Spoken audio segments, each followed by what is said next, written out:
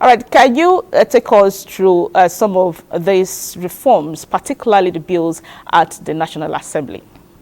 Thank you very much. There are 4 bills before the National Assembly meant to overhaul the entire tax space. We have the Nigerian tax bill, which is to impose taxes and all transactions, income, asset. And then we have a tax administration bill, which is going to provide the processes, the procedures to be adopted by the relevant tax authorities. And then we have a bill to establish a Nigerian tax revenue service, a Nigerian revenue service, which is going to be the successor to the current Federal Inland Revenue Service. And then the 4th one is to establish a joint revenue board, which will comprise of all the states' internal revenue services and the Nigerian Revenue Service when the law is enacted. So those are the 4 bills that we have in this space.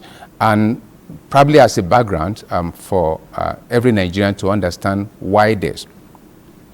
Most of the tax laws that we have today, number one, they are very numerous, unlike what we find in other parts of the world where tax laws are usually 1 or 2.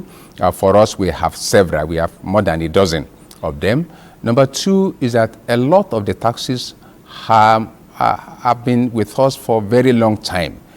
For example, if you take the Stamp Duties Act, it actually started in 1903. And the major reform, the latest reform that was done was in 1938 by the 1938 Stamp Duties Ordinance. If you take the Petroleum Profit Tax Act, for example, it was enacted in 1957. So most of our laws are very old and therefore are not able to keep pace with the way modern business is run. Even also when you look at the most recent of our laws is the VAT law, which was promulgated in 1993. As at 1993, we had no internet, no telephone service like we have it today. We don't have mobile access and all of that. So all of this have changed, and therefore the laws also have to change to keep pace with our modern living, with the modern way of doing business, and all of that. That's just a brief background on the laws.